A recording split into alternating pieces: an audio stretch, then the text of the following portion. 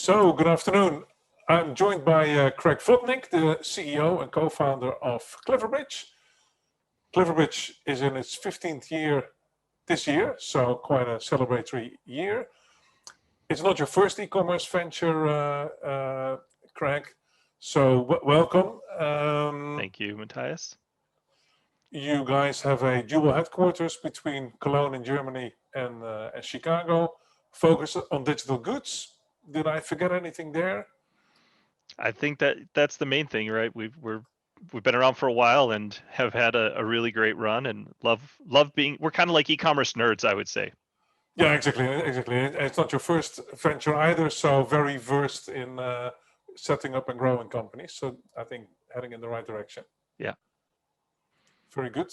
So looking back at 2020, any observations you can share from the client base? You know, making the general assumption that being a digital, you were on the right side where the coin landed. We're kind of fortunate in that way, yes. Any specific verticals or any specific observations? Yeah, I think there's a couple kind of key things that we saw, and one obviously with COVID, right? A lot more people were working from home, and so you started needing, but people were out buying computers and laptops and tablets and everything. So they were then getting those machines equipped for battle, for the COVID battle that was happening. So it was kind of an interesting time, but particularly any sort of collaboration tool, security was obviously a big thing. VPN particularly was one of those verticals that or segments that really boomed this year, as I think the corona situation and people working remote and making sure that the data would be transmitted correctly and protected to their office. But then also I think the second big trend was it's a continuation of the last few years, but it is only growing, and it's I'd call it like the nationalist trend, right? We're seeing it in politics, but we're also seeing it digitally because countries are trying to protect, they call it protecting their own citizens, but in reality, they're trying to prevent a lot of the outflow of value from one country to another where the manufacturers are. So they've been putting up these boundaries, digital boundaries, in order to prevent some of that, or at least get their fair share from a governmental perspective. Yeah, that's very interesting. One of the other companies we interviewed, and they're doing a lot more in physical goods, and they have some of the Chinese merchants. So they're actually hit by this change in how the Chinese logistics or fulfillment has been reclassified. Yeah. So they're seeing a shift in that, but that's going local, or you come to a plan B. So indeed, more localization from that perspective. And nationalistic, you're right, I think is the right word. And is that something you see resonate in new clients or your prospect base? I think that our existing base is still having to deal with these new rules popping up around the world. And that's what we do as a merchant of record on their behalf. We take care of that around the world. So they hear about something, they ask us, hey, what's going on in South Korea, in Brazil, in Russia, in Turkey? They ask us, hey, what's this new rule? How does that affect us? And we help them. So when we talk about new companies that we're working with, it's primarily, I'd say, more B2B companies that traditionally maybe haven't done a lot of digital customer first, customer experience focused transactions and subscriptions. They're typically just doing this for the first time or in the first 5 years. So they're kind of spreading their wings and starting to be exposed to all of the complexity that happens across borders. Yeah, exactly. Interesting. We also see in B2B a lot of interest. It's very broad. So we get questions ranging from working capital, how to use cards or virtual cards in a procure-to-pay cycle, all kinds of toolings like CPQ tools. Yeah. Are you getting similar requests, or do you have similar observations? Yeah, I think what we're seeing is a lot of automation requests, and what companies are trying to do is they're trying to become more efficient with their own people. They want to simplify processes as well as have a better customer experience. So as an example, the sales rep is trying to close a deal, and if the tools that they have are just Salesforce and it's not connected to the ERP system or it's not connected to the pricing engine, it becomes really difficult to get a quick quote that you can confirm and get off to that end customer. So CPQ is a big part of what people are now trying to connect to see, like, quote to cash, right? They're trying to close that last mile to make it a lot easier for the end customer to pay, but for the business to actually get the money faster. Yeah, exactly. We see a lot of focus on that. I think that was a knee-jerk reaction at the beginning of COVID. I think it eased off a little bit, but automation is a big key word in this whole trend and where the business is going. Are you also getting requests on the other side, on the accounts payable side? Yeah, companies are. I mean, they're looking at the whole cycle, right? They want to go. They're starting with one pain point, and then as they look at the whole process, they start realizing, wait a second, this is a bigger onion that we need to continue to unfold and peel back, and they eventually want to do the whole process because it is really inefficient or has been inefficient in the past. And with digitization and digital automation, there's just a lot more opportunities to squeeze out efficiency, and so across the board everybody's looking at what we hear, people who are looking at increasing their customer experience and increasing the speed to cash. They're looking at all aspects of that process. Yeah, exactly. Can you share with us, like, sort of the biggest almost underestimation people have of B2B going international, and whether that's in general a feature or a country that people expect a lot from but underestimate in terms of difficulty or challenges?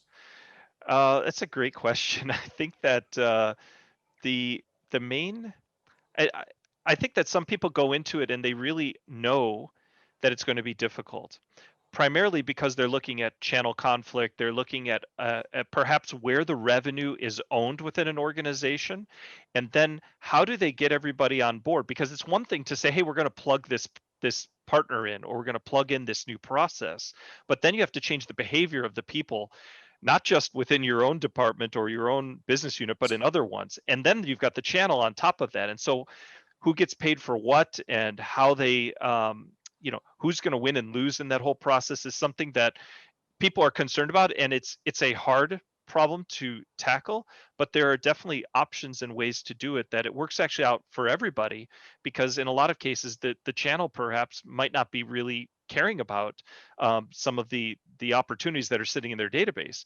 So the company wants to monetize that as much as they can, and that's where automation really helps the channel actually instead of hurts it.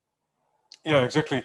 And then on top of that, there is a big push or trend of brands going to directly to consumers, but I guess Yep. also to business, Yep. where you potentially get channel conflict.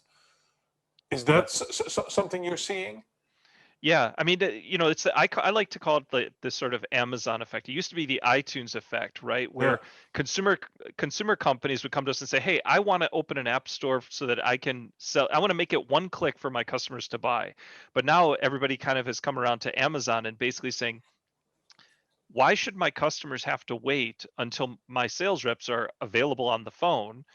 Why shouldn't they be able to do that themselves?" Actually, that's a better customer experience. So people are looking at this for, I think, both B2C and B2B, but B2B is the sort of emerging opportunity where um, there's a lot less, let's say, automation and technology experience in selling direct to buyers than there is in the consumer side, which is obviously quite good at it over the last 15 years, especially on an international basis.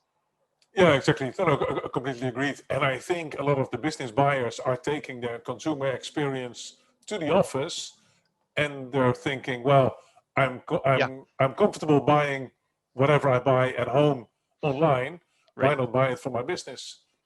Even some big goods. Yeah, and much higher price points. The average order value we see on B2B transactions is substantially higher than consumer, and we're seeing stuff in the 5-digit range that people are either putting, through a purchase order paying in a wire transfer, or even putting on a credit card, believe it or not. So it's become mainstream, it's become accepted, and so it's a big opportunity that we see people looking for solutions. They want help.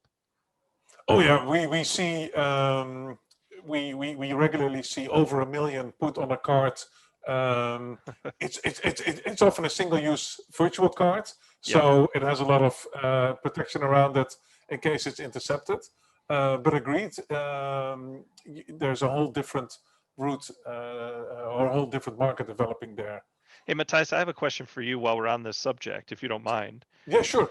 Uh, I sit in Chicago. You're obviously in the Netherlands.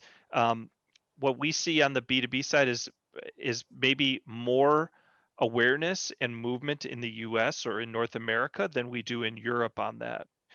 Are you, from your sense of the audience that you talk to, where is there a bit of a delay, or let's say a difference in acceptance of going to your customers in a B2B way more from the US? Or because when it was consumers 15 years ago, it felt like the US generally led that, and then of course Europe quickly caught on and caught up.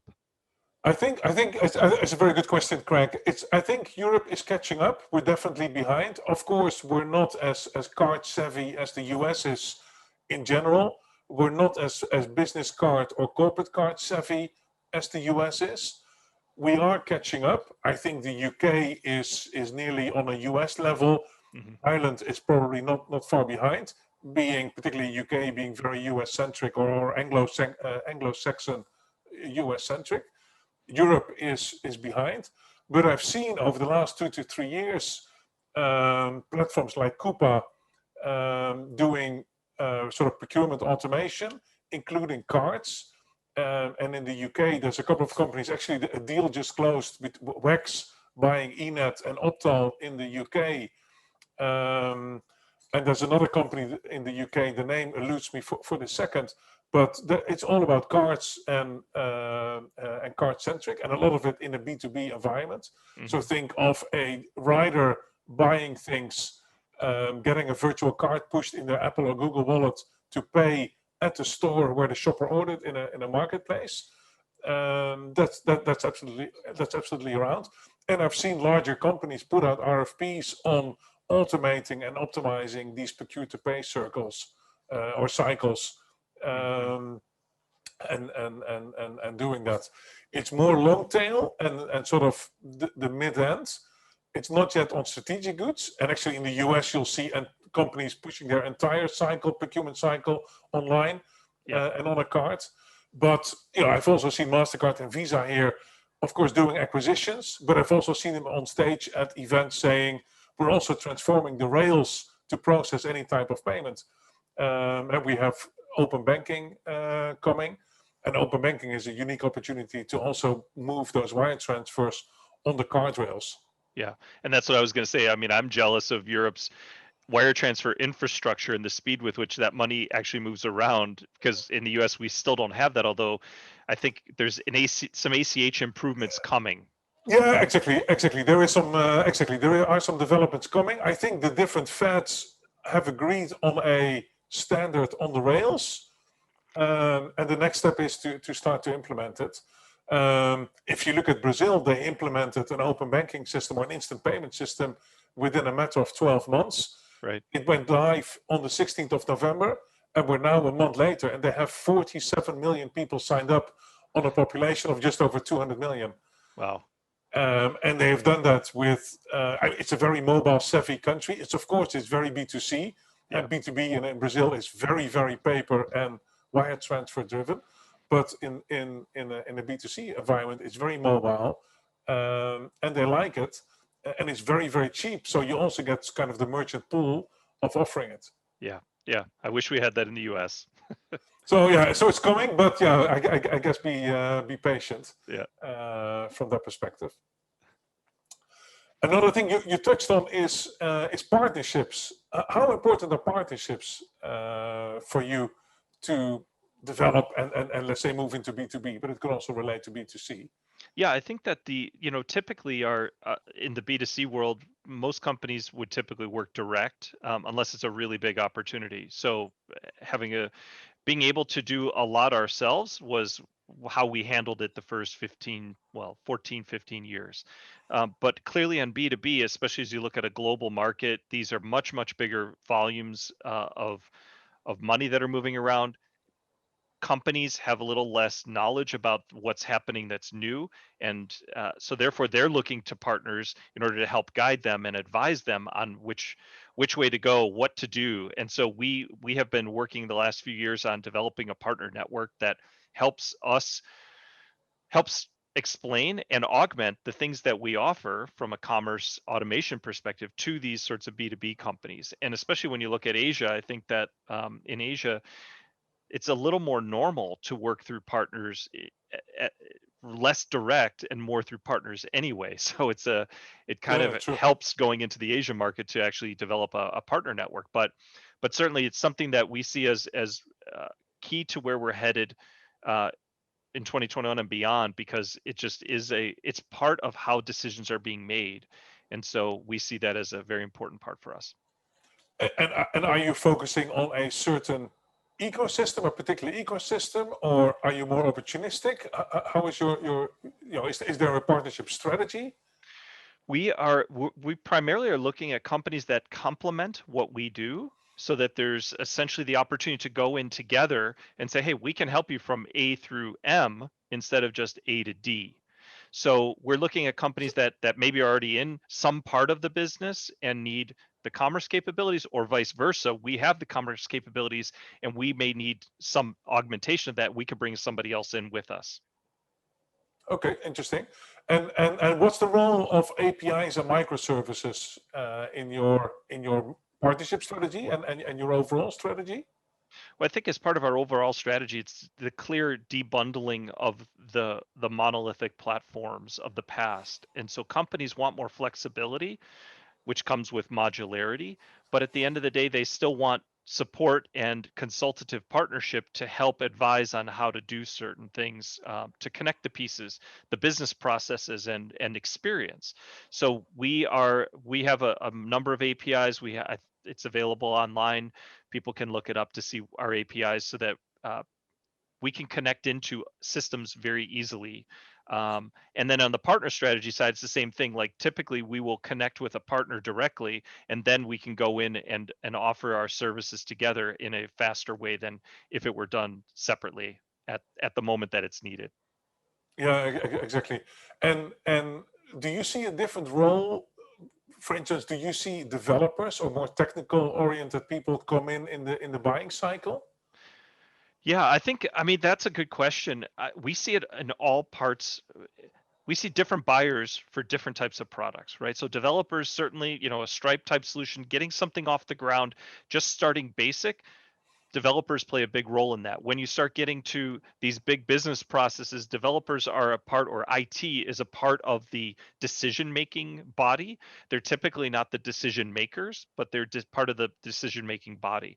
But when you're talking about getting projects off the ground, absolutely, developers are a very important channel to get things moving and to basically get that Trojan horse in that starts, you get to show people what you can do without it being a big bake off or a big competition. Yeah, exactly.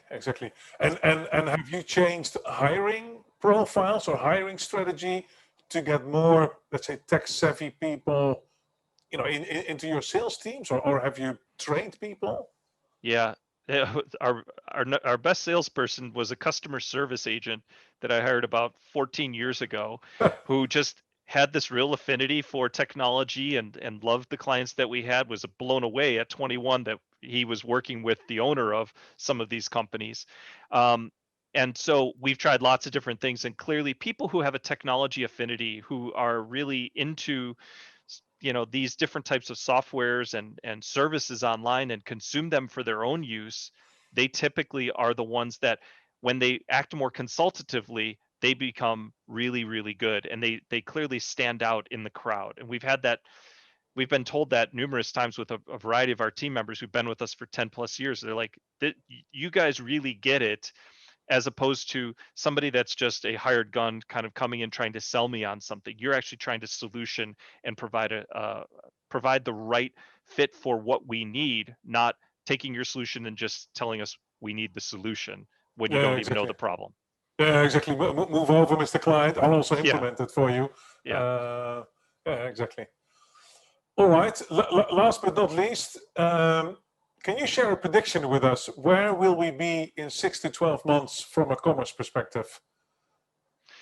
That's a great question. I think that we saw this big bump at the beginning of COVID, and there's a lot of discussion about will that last or how high will that bump be? And my belief by the end of the year is it's only going to continue to go up because we're still going to see a pretty big reduction in foot traffic around retail stores. And so I don't foresee in the next 12 months that there will be any kind of meaningful drop in e-commerce back to some higher level than what it was, but still lower than that bump that we saw from COVID. So I think it's still up and to the right. Yeah, commerce is here to stay. Yeah. Well, and it's taking a bigger chunk of every dollar and every euro. Excellent. All right, great. Thank you very much, Craig. That was great. And I think you'll be around if people want to ask questions, contact you on the platform. Absolutely. Yeah. I'll stick Excellent. around for a while. Thanks, Great. Matthijs. Thank you.